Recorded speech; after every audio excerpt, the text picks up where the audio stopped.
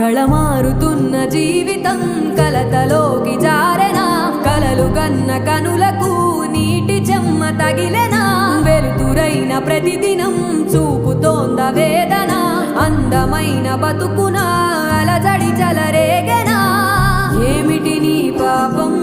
ఏమిటి నీ నేరం చీకటి ముసిరిందే చిటికల్లోనా తీరదు నీ శోకం మారదు ఈ లోకం